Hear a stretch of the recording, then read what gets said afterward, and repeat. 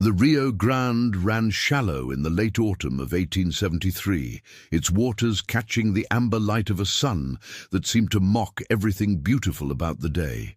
Sarah McKenna sat on the rocky bank, her black morning dress spread around her like spilled ink, her hands clutching a worn handkerchief that had long since stopped absorbing her tears. 3 weeks.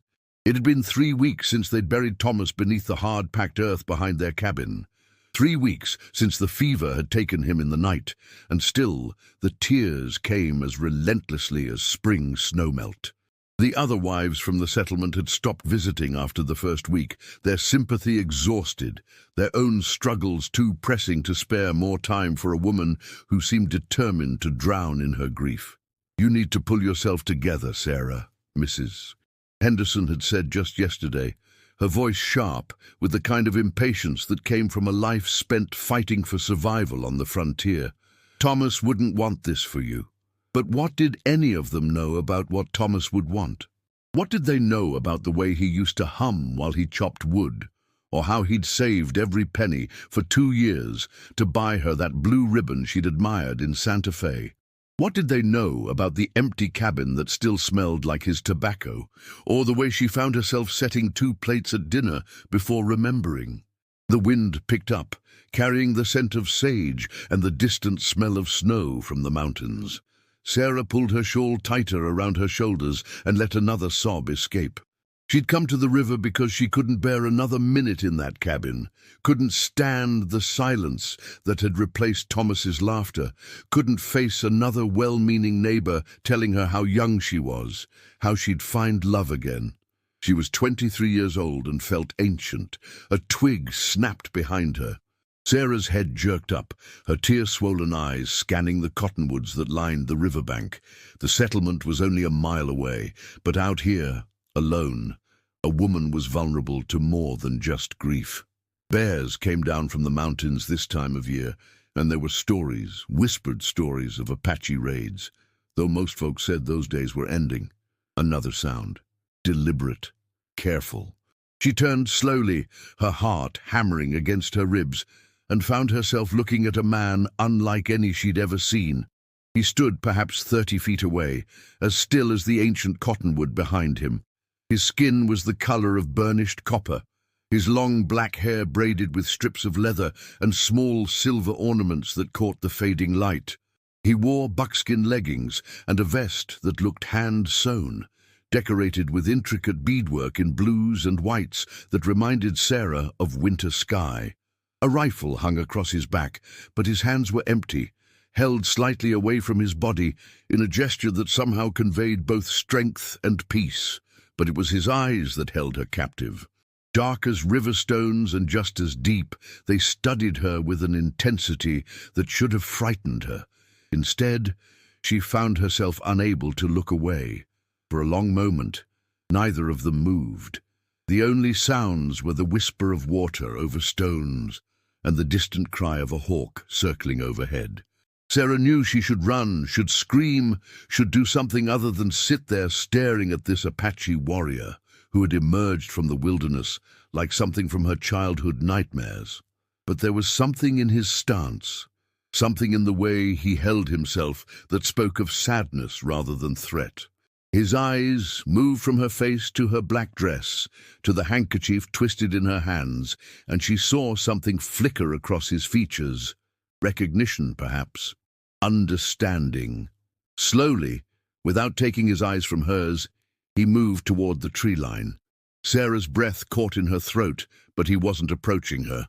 Instead, he began gathering fallen branches, moving with practiced efficiency, his movements graceful and sure. He was building something. A pile of wood, carefully arranged. A fire.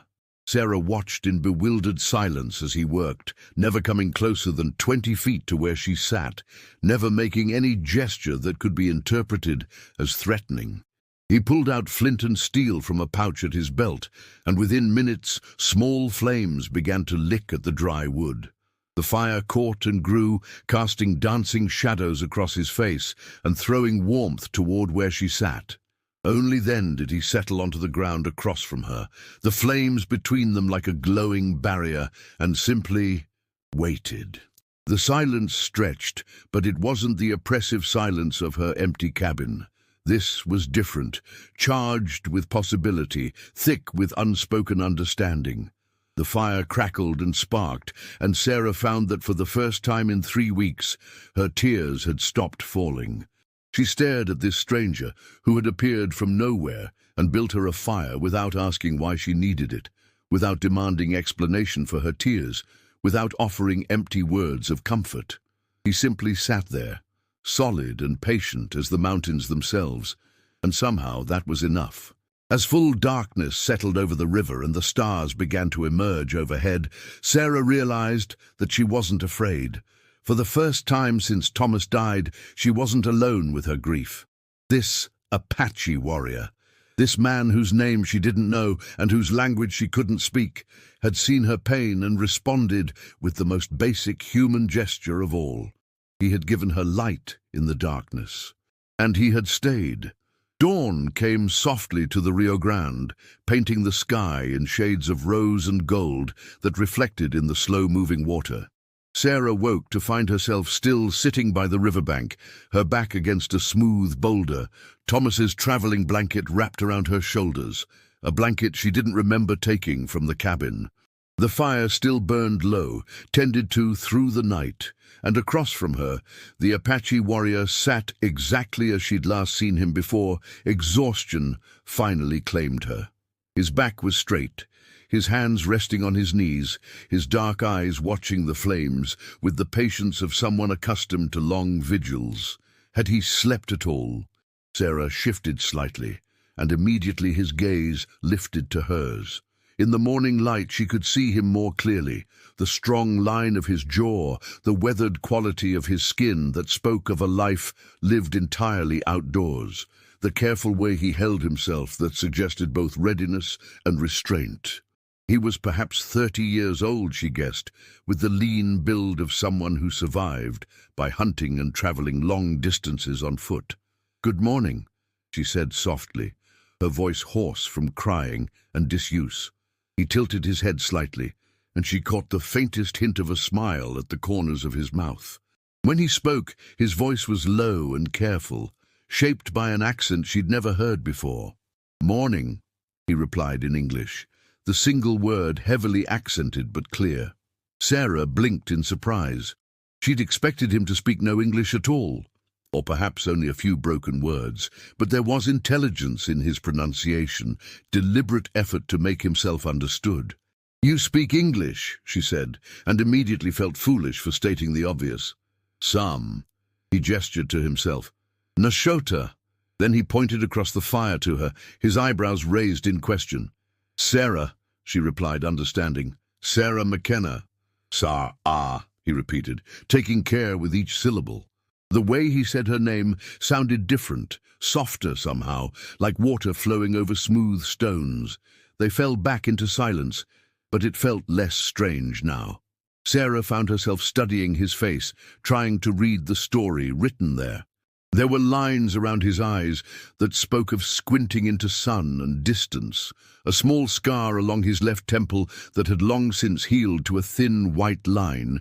His hands, she noticed, bore the calluses of someone who worked with rope and leather and wood, but they were gentle hands, she somehow knew, hands that could build a fire for a grieving stranger without expectation of reward. As the sun climbed higher, warming her face, Sarah became aware of her own appearance. Her hair had come loose from its pins during the night and hung in disheveled waves around her shoulders. Her dress was wrinkled and stained with tears, her face probably swollen and blotchy from crying. She must look terrible, she thought, and found herself embarrassed. "I must look a sight," she murmured, more to herself than to him.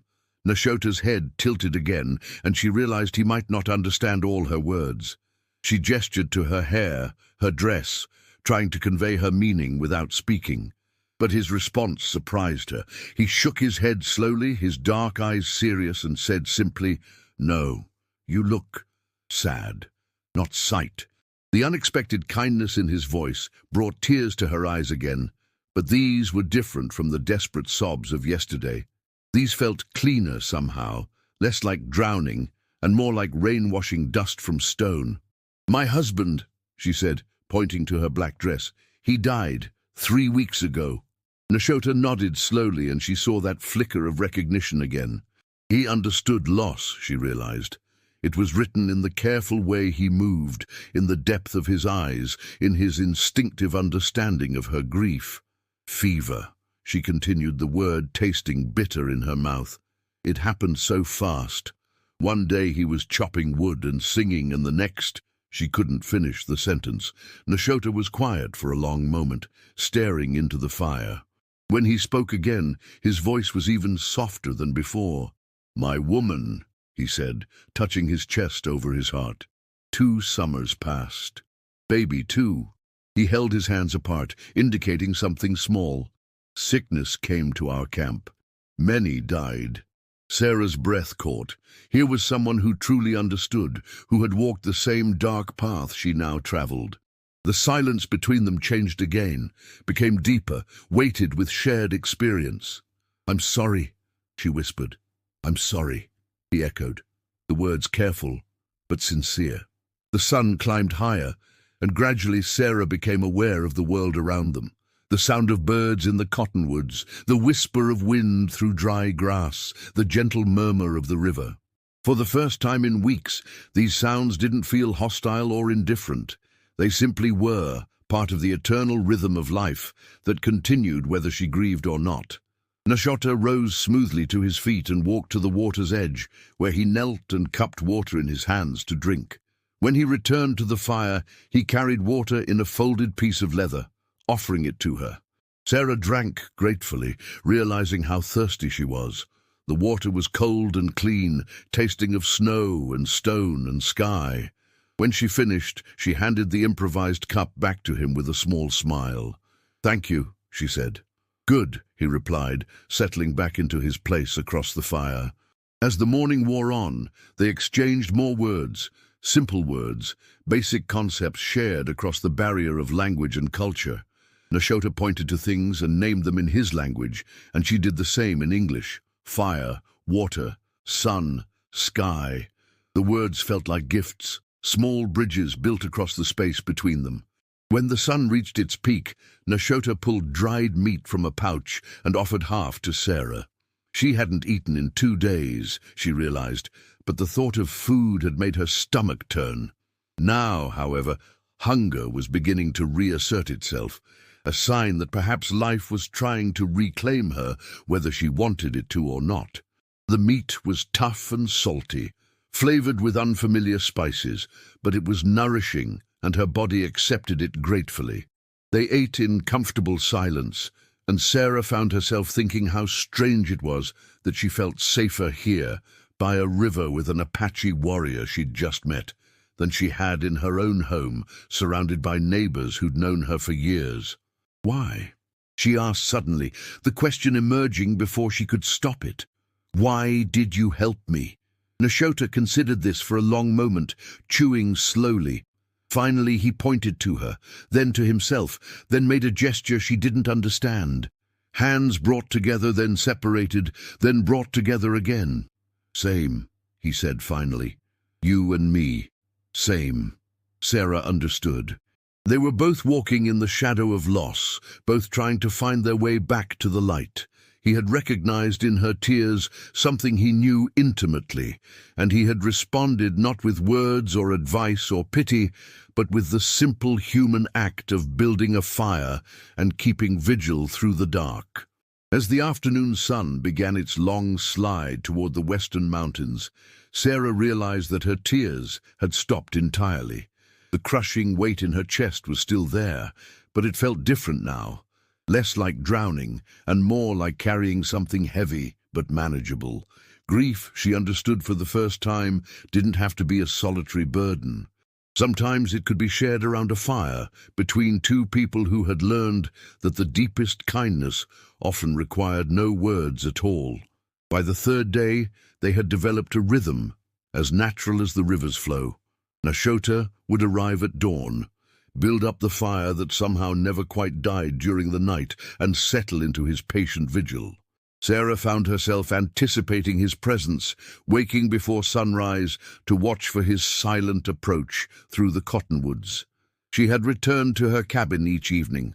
Propriety demanded that much, and she needed to tend to the animals Thomas had left behind. But the hours by the river had become the part of each day she could bear, the only time when the crushing loneliness loosened its grip on her chest. On this morning, she brought coffee. It was a small gesture, but one that required planning. She'd had to rebuild her own fire in the cabin, heat water, measure grounds from their dwindling supply. The normalcy of these actions felt foreign after weeks of barely managing to feed herself, but she'd pushed through, driven by an unfamiliar desire to give something back to this man who asked for nothing. Nashota's eyes widened slightly when she produced the battered tin coffee pot and 2 cups from her satchel. She'd seen that look before on his face, careful surprise, as if kindness was something to be approached cautiously. "Coffee," she said, setting the pot near the fire to reheat. "Do you know coffee?" "I know," he replied, but his tone suggested limited experience with it. As the coffee warmed, sending its rich aroma into the crisp morning air, Sarah found herself studying Nashota's profile. Over the past 2 days, she'd learned to read his expressions, subtle as they were. There was something different about him this morning, a tension in his shoulders, a distance in his gaze that hadn't been there before. "Are you well?" she asked, pouring the coffee into their cups. He accepted his cup carefully, wrapping his long fingers around it and breathing in the steam. When he sipped it, she caught the smallest grimace before his expression smoothed. "Strong," he said diplomatically. Despite everything, Sarah found herself smiling, actually smiling, for the first time in weeks. "Thomas always said I made it strong enough to float a horseshoe." The mention of her husband's name came easier now, without the sharp stab of pain that had accompanied every memory before. She could speak of him here, by this fire, with this man who understood that love didn't end with death. "Tell me," Nashota said, his English careful but growing more confident each day. "About Thomas." So she did. Haltingly at first, then with growing fluency, she painted a picture of the man she'd married, Thomas McKenna, who'd brought her west from Missouri with promises of land and adventure, who'd built their cabin with his own hands, singing Irish ballads while he worked, who'd never quite lost his Boston accent, despite 10 years on the frontier, and who'd taught himself to read by lamplight because he was determined their children would have educated parents. "He was going to be a teacher," she said, staring into her coffee, "after we got the farm established. He said every settlement needed someone who could teach the children to read and write properly." Nashota listened without interruption, his dark eyes focused on her face with that peculiar intensity she'd grown accustomed to. When she finally fell silent, he was quiet for a long moment. "Good man," he said simply. "You loved much." "Yes," Sarah whispered, "very much." "This is good thing," Nashota said, his voice gentle. "Love like this. It honors the dead. It honors the living, too." Sarah looked up at him sharply. "How can you say that? I feel like I'm dying without him." Nashota set down his cup and leaned forward slightly, his expression earnest. "When my woman died, Ayana, I wanted to die too, follow her on the spirit trail. But the old ones, they told me, love does not die, it changes." He paused, searching for words in a language that wasn't his own. "Your love for Thomas, it lives in here," he touched his chest, "and here," he touched his temple. "It changes you, makes you different, but it does not die."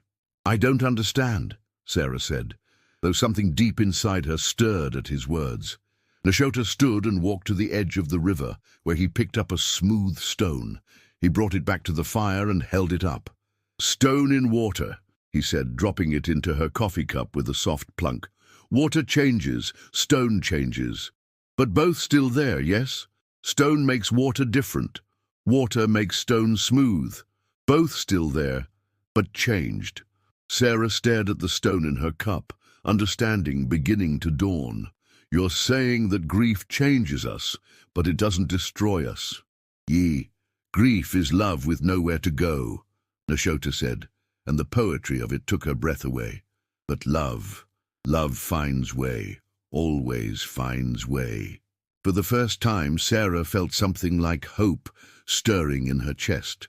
Not the desperate hope that somehow this was all a nightmare, that Thomas would walk through their cabin door, whistling as he always did, but a quieter hope that perhaps she could carry this love forward, that it could become something other than a weight that threatened to drag her under. "Tell me about Ayana," she said softly. Nashota's eyes grew distant, but there was warmth there too. She laughed like wind chimes, always singing, always making beautiful things with her hands. Beadwork, pottery. She saw beauty everywhere. He smiled, and Sarah realized it was the first full smile she'd seen from him. "She would have liked you." "Why?" "Strong heart. Like her. She would say, 'This woman, she knows how to love truly. This is good.'" They talked through the morning, sharing stories that painted pictures of the people they'd lost. Sarah learned that Ayana had been pregnant when the fever struck their camp, that Nashota had held her hand as she died, promising to honor her memory by living fully. She told him about Thomas's dreams for their farm, his plans to plant an orchard, his hope for children who would grow up knowing both the land and books. As the sun climbed higher, Sarah realized that something fundamental had shifted. The stories weren't just about loss anymore. They were about celebration, about the joy these people had brought to their lives, about love that transcended death. "In my people's way," Nashota said as the day grew warm, "we believe the dead walk beside us, in a different world, but close. Sometimes, when the wind blows just right, you can feel them." Sarah thought about this, about all the times she'd felt Thomas's presence in their cabin, had turned expecting to see him chopping wood or mending harness. She'd told herself it was just grief playing tricks on her mind, but perhaps there was another way to understand it. "Do you think they know," she asked, "that we're here, talking about them?" Nashota's smile was gentle. "I think they are happy. They see their loved ones helping each other carry the weight. This is what love does. It teaches us to help each other." As the afternoon shadows began to lengthen, Sarah felt a strange sense of anticipation.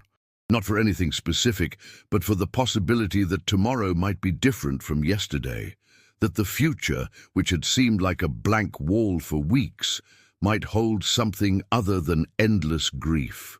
She looked across the fire at this man who had appeared in her darkest moment like an answer to a prayer she hadn't known how to pray. Apache and white, man and woman, speaking different languages and coming from different worlds. None of that seemed to matter. What mattered was this. He had seen her pain and responded with kindness. He had shared his own loss and shown her that love could survive even death. "Thank you," she said, and the words carried the weight of everything she couldn't say. Nashota nodded, understanding. "Thank you," he replied, and she knew he meant it just as deeply. The fire crackled between them, and Sarah realized that for the first time since Thomas died, she was beginning to remember who she had been before grief consumed her. The woman who had crossed a continent for love, who had built a life in the wilderness, who had dreams and strength and the capacity for joy. That woman was still there, buried under weeks of tears but not destroyed, like the stone in the water, changed but not lost. As the sun touched the western mountains, painting the sky in brilliant shades of orange and gold, Sarah felt something she had thought was gone forever. She felt alive. The morning of the fourth day brought an unseasonable warmth to the Rio Grande, as if the earth itself was holding its breath before the coming winter. Sarah arrived at the river earlier than usual, carrying not just coffee, but also fresh bread she'd baked before dawn and eggs from her remaining hens. She wanted to cook for someone again. The realization had struck her as she'd stood in her kitchen, watching the bread rise by lamplight. For weeks, the simple acts of cooking and caring had felt pointless, even painful. But now, with someone to share a meal, These basic rhythms of life were calling to her again. Nashota was already there, as she'd known he would be, but today he wasn't alone. Two other Apache men sat by the fire with him, their presence changing the entire dynamic of the place that had become their sanctuary. Sarah hesitated at the edge of the clearing, suddenly uncertain. The larger of the two men looked older, his face weathered and stern, with silver threading through his long black hair. The other was younger, perhaps Nashota's age, with quick, intelligent eyes that assessed her with undisguised curiosity. Nashota rose smoothly when he saw her, saying something in his own language to his companions. The words were musical, flowing like water over stone, but Sarah caught the respectful tone, even if she couldn't understand the meaning. "Sarah," Nashota said, gesturing for her to come forward, "these are my people, my uncle Delche." He indicated the older man, who inclined his head gravely. "My brother, Cochise." Sarah nodded politely, clutching her basket of food. "Good morning." Delche studied her for a long moment, his dark eyes taking in her black dress, her carefully braided hair, the way she held herself. When he spoke, his English was heavily accented but clear. "You are the widow woman. Nashota has spoken of you." "He has." Sarah glanced at Nashota, feeling heat rise in her cheeks. "He says you grieve well," Cochise added, and there was something approving in his tone, "that you honor your dead with true tears." Sarah wasn't sure how to respond to this. In her world, her grief had been seen as excessive, unseemly, something to be gotten over as quickly as possible. But these men spoke of it as if it were a skill, something worthy of respect. "I brought food," she said finally, lifting her basket. "If you would share it." The meal that followed was unlike anything Sarah had experienced. The three Apache men treated her not as an outsider or a curiosity, but as someone worthy of their time and attention. They shared their own food, dried meat flavored with unfamiliar spices, ground corn mixed with berries, water carried in beautifully decorated pottery vessels. As they ate, Delche began to speak in his own language, his voice taking on the rhythmic quality of storytelling.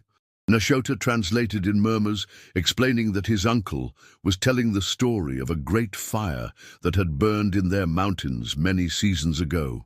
"He says the fire burned for many days," Nashota said quietly. "It seemed like it would destroy everything. But when the rains finally came and the fire died, new things grew in the burned places, stronger things, more beautiful things." Sarah understood the metaphor, felt it resonate in her chest like a struck bell. "Does he think I'm like the burned mountain?" Nashota spoke to his uncle, who looked at Sarah with those penetrating eyes and responded at length. "He says grief is like fire," Nashota translated. "It burns everything it touches. But if you let it burn clean, if you don't fight it or try to put it out too soon, it clears the ground for new growth. He says you have the look of someone whose fire is beginning to burn clean." Tears sprang to Sarah's eyes, but they were different from the tears she'd shed for weeks. These felt like relief, like recognition. "And what do you think?" she asked Nashota. Before he could answer, Cochise spoke up in English. "I think my brother has found his new growth." The words hung in the air between them, heavy with implication. Sarah felt her breath catch as she looked at Nashota, seeing something in his eyes that she'd been too deep in her own grief to notice before. Not just kindness, not just shared understanding, but something deeper. Something that made her heart race with an emotion she thought she'd buried with Thomas. "Cochise," Nashota said sharply, his voice carrying a warning. But his brother only smiled. "Truth is truth, brother. The widow woman has brought you back to life as much as you have brought her back to life." Sarah stared across the fire at Nashota, seeing him truly for the first time.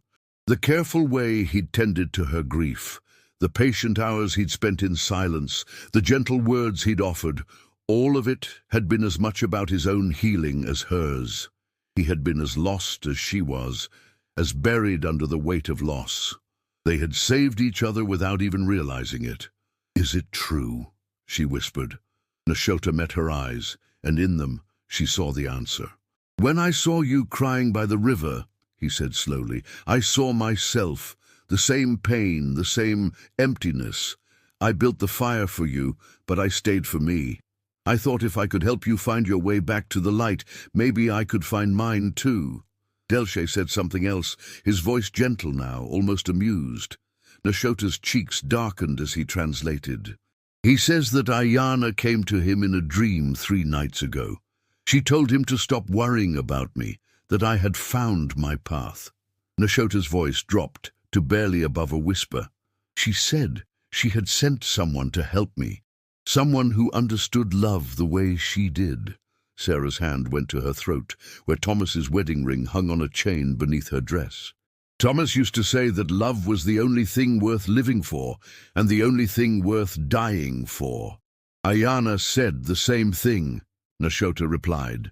The silence that followed felt sacred, charged with possibility and memory, and the strange alchemy that turns shared grief into shared hope.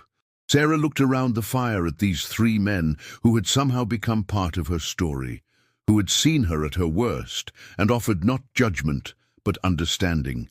What happens now? She asked. Delche spoke again, his words flowing like poetry. This time, Cochise translated, Our uncle says that some fires burn everything to ash and blow away on the wind. But some fires burn down to coals that never quite die out. They stay warm through the longest winters, ready to kindle new flames when the time is right. He looked directly at Sarah. He says you and Nashota have built that kind of fire, the kind that endures. Sarah felt something shift in her chest, like a door opening that she'd thought was permanently sealed. The grief was still there, would always be there, but it no longer filled every corner of her heart. There was room now for something else. Not a replacement for the love she'd shared with Thomas, but something new, built on understanding and shared sorrow, and the miracle of 2 broken people helping each other heal. I don't know how to do this, she said honestly. I don't know how to love again without feeling like I'm betraying Thomas. Nashota leaned forward, his eyes serious. In my people's way, love is like the river. It flows always, but sometimes it changes course. The water is the same, but it finds new places to nurture. And what about your people? Sarah asked, looking at Delche and Cochise. What will they say about you spending time with a white woman? Delche spoke directly to her this time, his English careful but clear. My nephew lost his way when Ayana died. For 2 summers, he has been like a ghost, walking but not living. Now I see him laugh again, see him plan for tomorrow. If a white woman's grief could call him back to life, then that woman is welcome at my fire. Some of our people will not understand, Cochise added honestly. Some of your people will not understand. But understanding comes from fear, and fear comes from not knowing. They will learn that love is stronger than fear. As the sun reached its peak, the 3 Apache men prepared to leave. But before they mounted their horses, Delche pulled something from his saddlebag. A small pottery bowl, decorated with intricate patterns in blue and white. For your coffee, he said, pressing it into Sarah's hands. So you remember that some gifts cross all boundaries. After they were gone, Sarah and Nashota sat in their familiar silence, but it felt different now. Charged with possibility, weighted with decision. The fire crackled between them, and Sarah realized that this simple pile of wood and flame had become something sacred, a bridge between 2 worlds, 2 hearts, 2 people learning that love was indeed stronger than fear. Will you come tomorrow? She asked as the sun began its descent toward the mountains. Will you be here? Nashota replied. Sarah looked at the fire, at the river, at this man who had appeared in her darkest hour, and shown her that dawn was still possible. She thought of Thomas, of the love they had shared, and felt his presence not as a chain holding her to the past, but as a blessing on whatever future she chose to build. Yes, she said simply, I'll be here. As they banked the fire for the night, Sarah realized that this wasn't an ending but a beginning. The fire they had built by the Rio Grande would burn in different places now. In her heart, in his, In the quiet moments, when they remembered that love was the only force strong enough to transform grief into hope. The Apache had a saying, Nashota had told her. The fire that burns in the heart never truly dies. It only waits for the right wind to kindle it again. Standing by the river as the stars emerged overhead, Sarah felt that wind beginning to blow.